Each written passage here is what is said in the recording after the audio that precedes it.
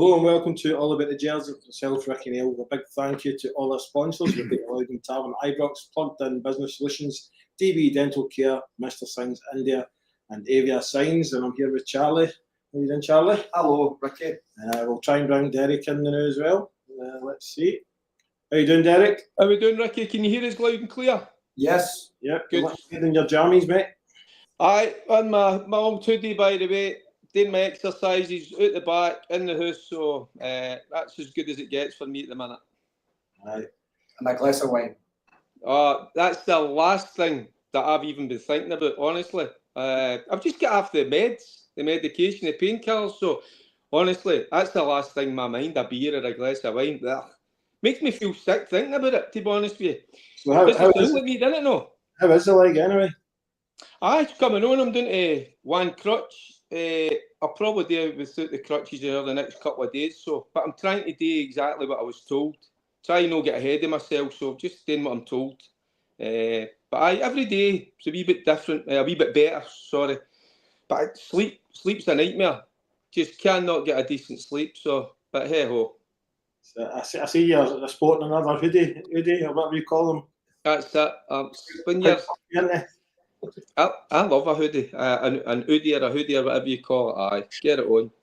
There's a few people saying speedy recovery, Derek. Aye, I tell you what, I tip my cap to some of the guys. I didn't realise that it was big operation. That's how daft armour. Because I looked into it after I had it done. It's quite a major operation. So, but at the end of it, it'll be worth it. I know that. I've spoke to a lot of guys that have had it done.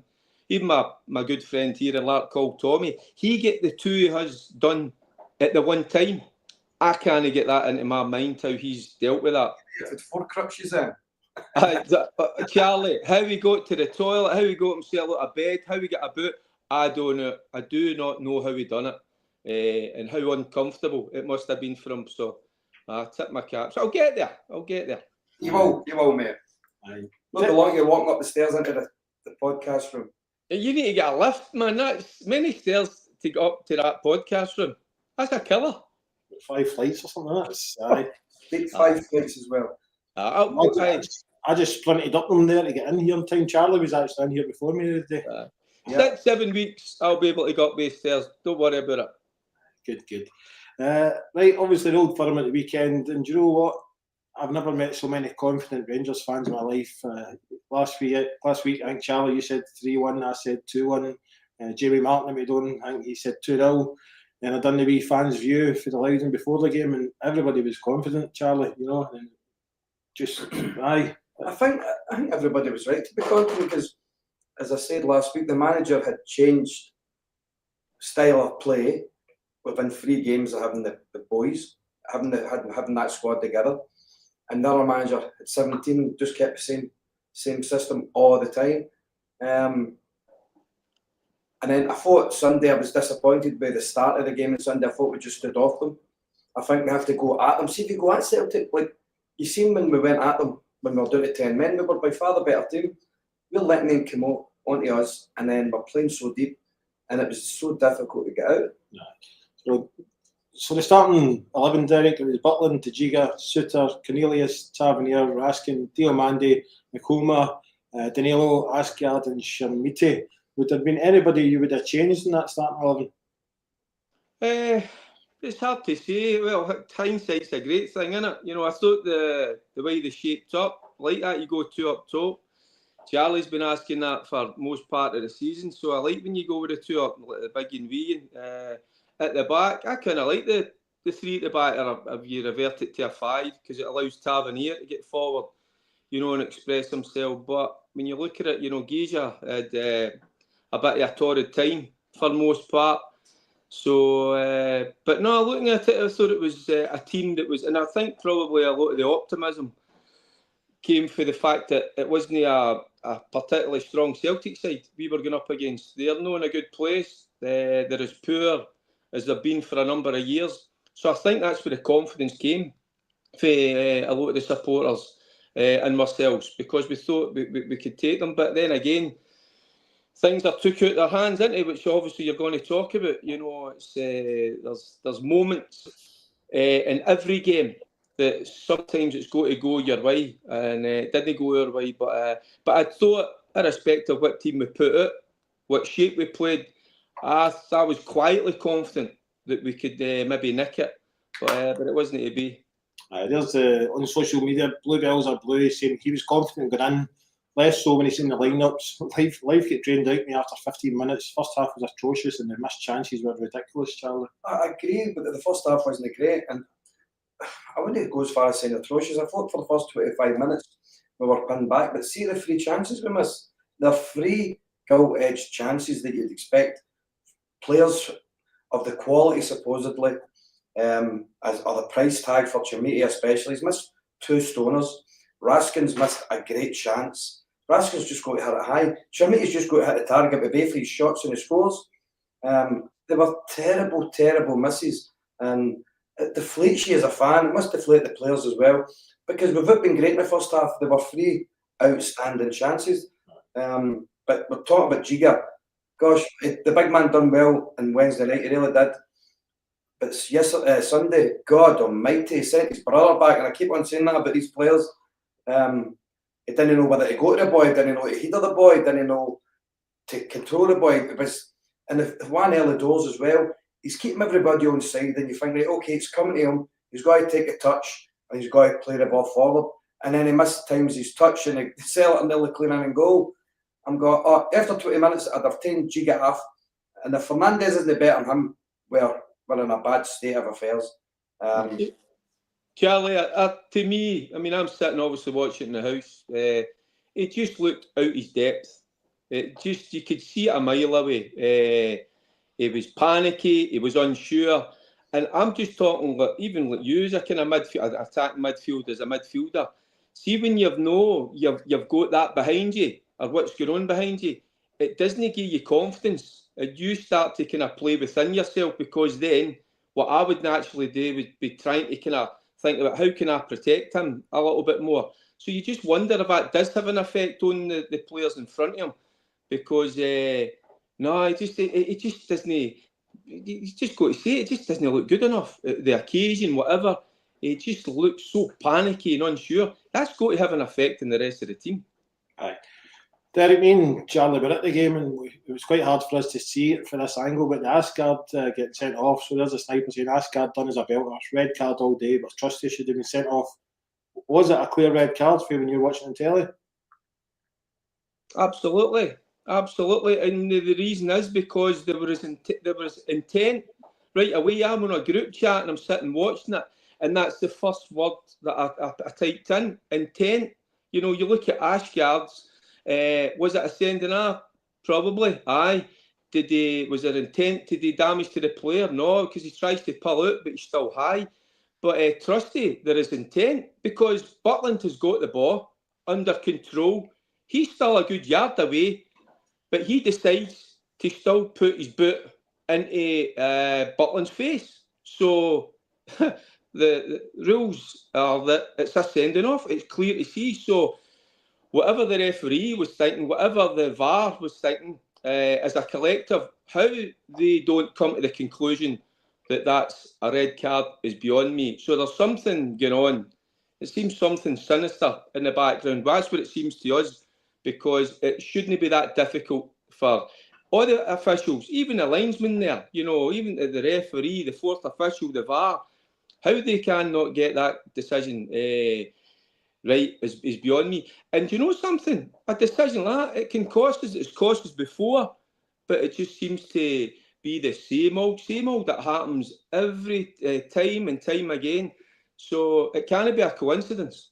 Do you know, Charlie, well, me and Charlie were at the game, and do you know the red card went up that fast that people around about me didn't even know it was a red card? Ricki, can I come in? Because that's what you get with good referees is they buy themselves a little bit of time, you know, because sometimes you can have a rush of blood, so you see it, so you just give yourself a second or two, maybe even have a wee look at the linesman, or maybe make your way, have a wee chat.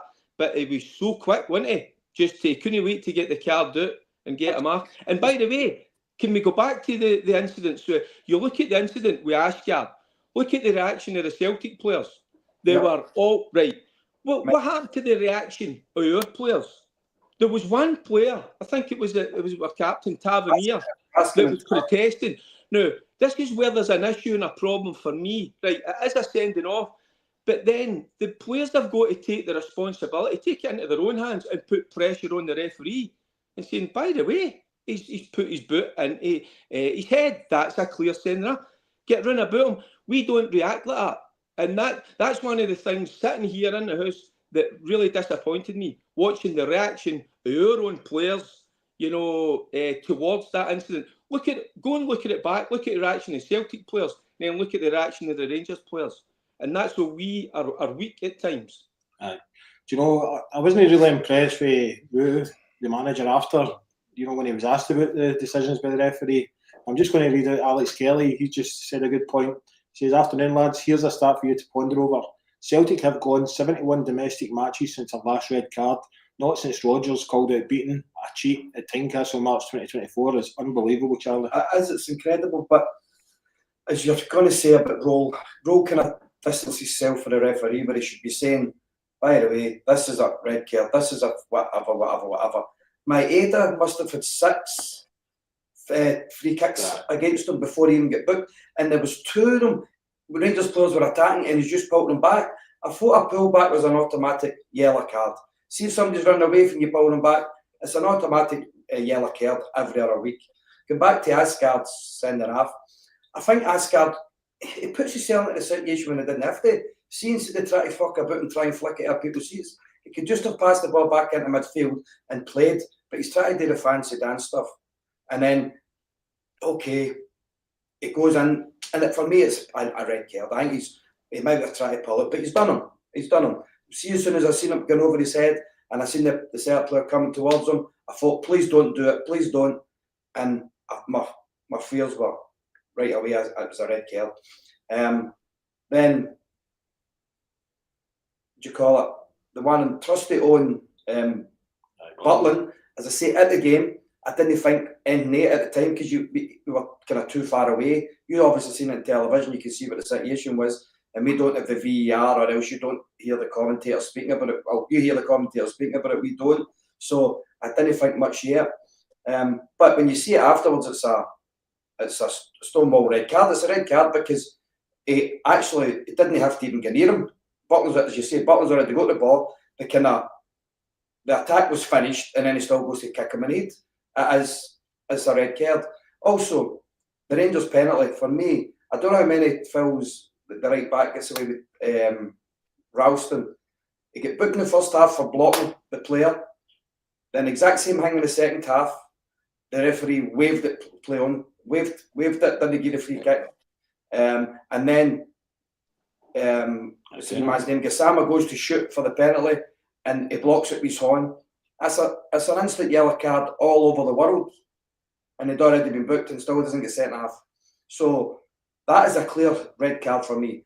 And for every decision a referee goes to make for Rangers, it's always a hesitation. They always hesitate because there's a few. There was one in Diamandi in the middle of the pitch. He didn't get a free kick right away, and then he went off free kick because he seen Diamandi get kicked in the chest. And he wasn't getting a free kick. The penalty situation, I thought he tamed donkeys to blow his whistle. He was looking for VAR to kind of get him out of not to give Rangers a penalty. I think there's so many decisions that just go against us in vital moments of games. Ralston with a penalty, he's got to go off, we score the penalty, 1 each, 10 men. We were the better team, we were only going to be the team that win it. And then we've got a wee player on the pitch who's been stuck wide left, who are worried about it might know of a future here, might send them back in January. And by the way, what a football player. This wee guy looks playing in the middle of the park, getting on the ball, beating people. The wee guy, Mikey Moore, he looked a proper player, playing in a position he's supposed to play in. So, how he's not starting before Asgard anyway, because midweek against Hibs, I thought he'd done really, really well again. Do you know, Derek, obviously, we don't want to sound like we're bad losers or anything, but when the refereeing decisions are that bad, something needs to be done about it. Of course. And I think the club have already made inroads to that. I think did they come out with a statement? I think they've come out with a statement today, but they've got to take it further because that's what I said earlier. It's a reoccurring theme, isn't it? You know, it just seems to be we seem to be on the wrong side of these big decisions, and these big decisions they cost players, they cost the club money because and everything that goes with it.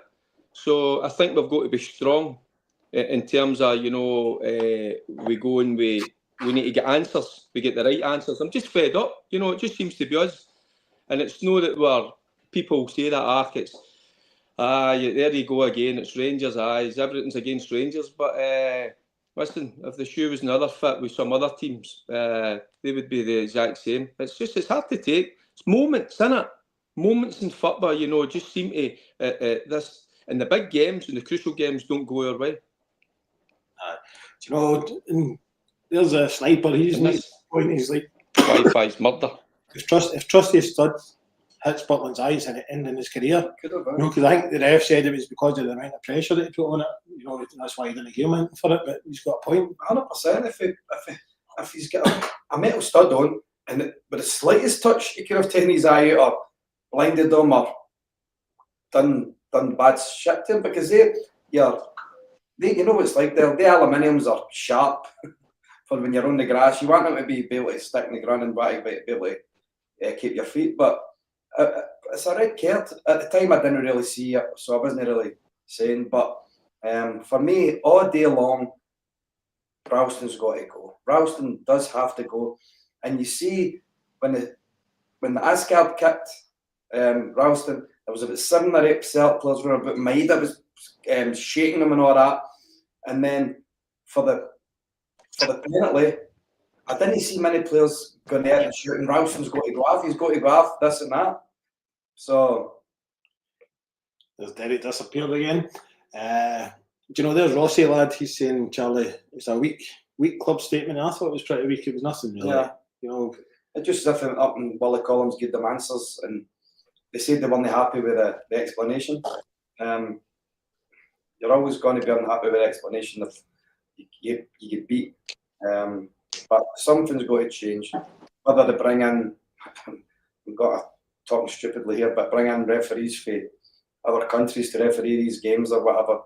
But it's like Bombers touching it last season when we played Hibs. Raskin's goal was a goal, and we didn't get the goal. It was that other line. It's not just, and it's like the Hearts game as well, where it's a blatant handball and Shankland.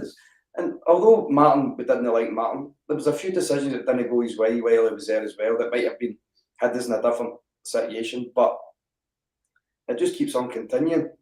Against Celtic alone, we've had Morelos, Roof, Dessers, to name a few.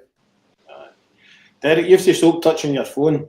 But Rossi lad, we were just talking about the club statement you mentioned earlier on, and he thinks it was quite weak. I thought the same, but see, when Patrick Stewart came to Rangers, one of the first things he done was, remember, he took on the SPFL, but we need to be a lot stronger as a club and start to be a bit like them over the road. Derek. Is that, to me, I can't hear you. You can keep in and out, guys. Aye. I think that's important. With the new owners coming in, everybody, the new faces in the door. We've got to be stronger. We can't be seen as being weak and sit back and take this. So we've got to get our point across. It's clearly no good enough. Charlie's point about the referees. By the way, the referees are just as... I watch a lot of Italian football, you know. They're murder as well, honestly. I'm not so sure. We just need better referees. We need to do away with VAR. VAR's a lot of nonsense. I've said that for the last few years. Get back to we need to work with referees. They need to be full time. We need to try and make them better because. But I can assure you, Charlie, go and watch some of the foreign games. I watch Italian football. The referees are horrendous, man. 100%. I agree with you, but I'm just thinking something different for these kind of games. I'm having a torrid time with this Wi-Fi. Something different. We just need something different because it's been nonsense for the last few years. I know. Out of the past couple of games, but we have seen some improvement, Charlie. 100%. It's been so much better. I say again that Danny Rose learned after 3 games more than what Russell Martin did in 17. We're going in the right direction. I still think large parts of the game on Sunday was very good. I still enjoyed large parts of it because I thought they were in about it. They were maybe must be barring a wee bit with his intensity, maybe a wee bit. But I see a lot better signs than I did before the boy came in, and he does change his system. Maybe against Celtic, 3 at the back might not be the best thing against Celtic. You might realise that because Celtic picked up in the early doors and were just firing diagonals over Giga's seat and over McGowan's seat early doors or over their side, and they were getting a lot of joy out of that Celtic. But I think, especially Giga's side, Tav and Giga didn't know when to come up onto the winger and let Tav push on and bring in Suter and bring Cornelius in, and then Magoma just switches in as a 4. They didn't know when to do that. They didn't look as comfortable as they did in the Wednesday night game. I'll go on and read out a few of the social comments. Derek, here's one. Andrew Johnson, question is, did Rue or Thelwell pick the team as we set up to lose on Sunday? Say that again, Ricky. Sorry, you cut out a wee bit. I'm saying the question is, did Rue or Thelwell... Danny Rose, I bet he pronounced it Rue. I did. Is Rue or Thelwell pick the team as we set up to lose on Sunday? I don't think anybody sets up to lose. Charlie, you can answer that one. I don't think Thelwell will be picking the team. I would really hope Thelwell won't be picking the team. He's done enough damage with bloody signing some of the players, so I would hope he's not picking the team. Danny Rose got to be in and be strong enough to pick who he thinks is doing well in training or whatever. But you don't set up a team to lose. You definitely don't. But I think he could have changed it earlier. I think he could have had Giga off earlier, put Tav back to right back, brought on the wee man, Mikey Moore earlier. But it's disappointing losing. 100% it is, because we all felt as if we could go and win the game on Sunday. I mean, there's Ali Quinn, and I've been saying this for weeks. I love wee Finlay Curtis, and he's Ali Quinn saying, instead of developing Shermiti, why not develop Finlay Curtis? Better finisher and 4 years younger. 100%. We've been shouting for the young boys to come in. I'm always shouting for the young boys to come in. And I've not been a great fan of Mikey Moore until the last 2 games. I thought he's done great in the central area. And then you can put Curtis at the left, or you can put Curtis on the right, and play Gassam on the left, whatever. But Curtis has to be involved more. Derek, can you hear us, huh? It's ridiculous. Right, let's look ahead then. Obviously, we've got Roma Thursday night, 8 o'clock, Charlie. Just looking at a few comments, there's one from Angus. He's saying, afternoon guys, didn't make the game on Sunday due to family commitments. We watched the highlights. We can't start against Roma with the same guys up front. The chances we miss were shocking. What did we do, Charlie, then? Well, I think Shermiti's he misses 2 gilt-edged chances, and I'm not going to sit here and say he's been a great signing. He's by far been that, but especially with the price tag. But the guy works his arse off, and I know it's hard. See, when you're playing up front yourself, sometimes some things bounce off him, yeah, but sometimes it does. Other players have to kind of take a wee chance, a wee gamble, when he wins a wee header, somebody gets run about him and takes a wee chance. Yeah. Because he ran his heart out, and I'm not going to ever go him for running his heart out. He really did. Miovski, for me, looks as if he's carried Tony Caravan. He doesn't look fit yet. Danilo, in bits of the game on Sunday, I thought he done very well in the first half. He's put a great ball through for Raskin, who should really score. But the wee man's obviously the scapegoat, gets taken off when Asgard gets sent off, and it's a bit unfair for him. But you need somebody, you need an outlet, you need a target to hit if you're playing a longer boys. And Shermiti was that. It's not always the best, but I thought he still worked his ass off. He really did work his ass off. Charlie, well, just looking at the kind of various messages that are coming in, there's William Henderson. He's saying it's only me that thinks that Shermiti will be good, but there's actually quite a lot of people in the group chat. I think Shermiti will get better. He's big, raw boy. I think he'll get better. Somebody asked me the other night, I had between me and a couple of guys sitting the other night, and they said Asgard will become better than Shermiti. I says I would say the other way about it. for me, I think Chalmiti will be better than Asgard for us. See, we Hopefully, two of them are going to be brilliant for us, but with Miovski, I think the difference between when he was at Aberdeen and when he's with us now, obviously, he was getting the service in for the wings at Aberdeen. But the other day, I thought he was actually coming back looking for the ball. see, I think Miovski, when he played against us, he always played the two up front. So see if him and Chalmiti are up front, Chalmiti can knock the ball in. And Miovski was brilliant at playing on the shoulder of the defender. And he was sharp onto the ball, and he could hit a ball and score, like he did against us at Pittodrie. Big boy up front, he does it on, Miovski bang right through. And that's what Miovski thrives on, maybe flick-ons and taking a chance, taking on Chalmiti's flick-ons. I think he might have taken a few chances on Sunday at the game. What? Just coming back, there's loads of people commenting about Finlay Curtis as well. Why do you think, I see it route, why is he not getting a chance? It's not as if the people in front of him are better. I have no idea. Is it his performances in training?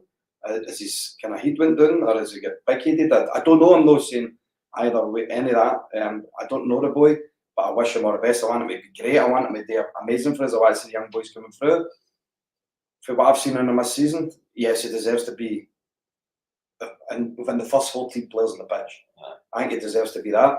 Gassama's went half a boil a wee bit, so you could maybe bring him in for Gassama, who I didn't think had the best game again Sunday. But I think there's a place for Finlay Curtis in this starting lineup, or at least if he's one of the two first subs coming on. Obviously, we seem to have lost Derek with his dodgy Wi-Fi. Derek will hopefully be back in the studio in the next few weeks. He had a wee operation in his knee. Was it his knee? His knee, so he should hopefully... His heat. Aye. I can't say that because he'll just go for me when I say that. But Mark Bell, obviously, Derek would be interested in this. Mark Bell saying VAR was put in place to stop these errors, but in the last 3 games at Hampden against them, we have seen much changing decisions going against us in all 3 games. It can't go on, look, Charlie, can it? That's just the VAR room that's killing us, but none of us really like VAR. You only get like VAR if it gets the correct decisions, and for us, it's not been getting the decisions correct at all, not at all. For one reason or another. That it's bad refereeing in the VAR room as well as it is on the pitch. But if somebody's doing something wrong, or somebody's been told not to give us anything, it's becoming diabolical, to be honest with you. It's a bloody nightmare. There's a Scottish in Berlin. He thinks the sooner we get the Scottish growing assistant in, the better. He can advise you on how certain players perform in the SPL. I mean, Lee Wallace was linked to it, wasn't he? I sort of heard that, but I've not seen nothing of it. But I think he still needs a Scottish first team coach in there at least. Somebody can bounce off it. Somebody he can speak to about what they hear. We're playing at Love Street today. We don't go 4-3-3 open. Well, no Love Street. It's one stadium, whatever it's called. A windy, wet Saturday afternoon, or a windy, wet, freezing cold Tuesday night. Whatever it would be, Easter Road or whatever. You have to go with guys who are going to get in about it. So I think he needs a Scottish guy to kind of bounce off so he can learn more of the Scottish game. I think as well, like, I wasn't impressed, and I know why he done the interview after it about he didn't want to get into trouble with the referees, but I think, see if that was a Scottish referee, he would have told it as it is, kind of thing at the end. I mean, I think maybe that's just needed. If it's a Scottish manager, I mean. Aye, but even if it was like assistant coming in or something. Aye, he would have told it as they seen it. Like, I think St Mirren had a terrible decision against them on Saturday against, was it not the week before, against Hearts, or midweek against Hearts when they had the goal chopped off, which should never have been chopped off either. And Brian Kerr came out and spoke candidly about what he thought. He thought the decision was terrible. But they can't do nothing now because the game's finished. So there's been lots and lots of bad decisions made by VAR. Let's look ahead to Thursday. There's a few people just saying that all Thursday is now is just building up confidence to concentrate in the league. We still have to qualify for that. I know it's been a terrible start, but you can go and get a result on Thursday against Roma.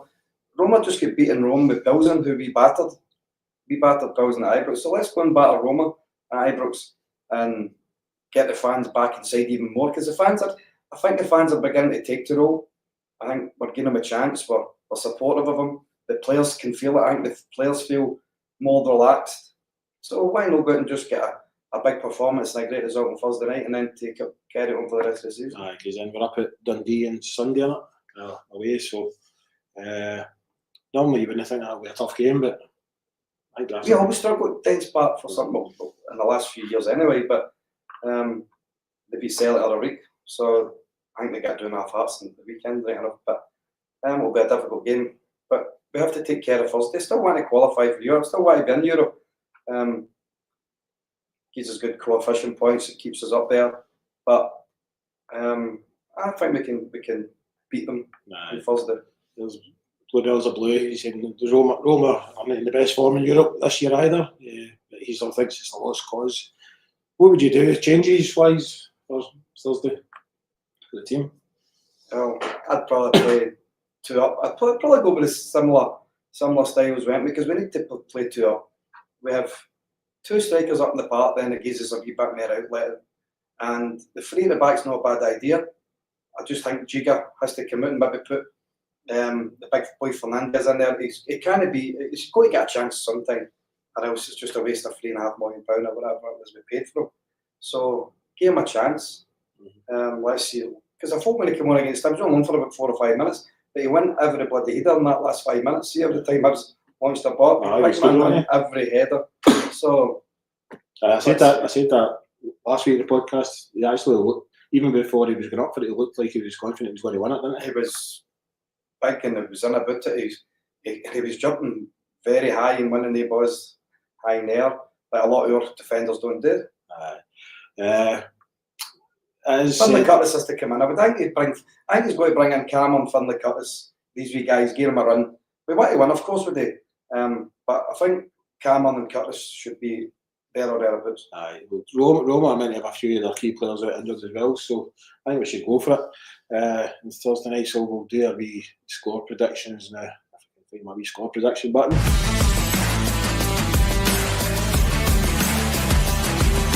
Score predictions. Brought to you by Avia Signs. I'll go first, Charlie. I think I'm going to go for 2-0 Rangers on Thursday night. I just think we weren't that bad on Sunday night. I thought we were down to 10 men.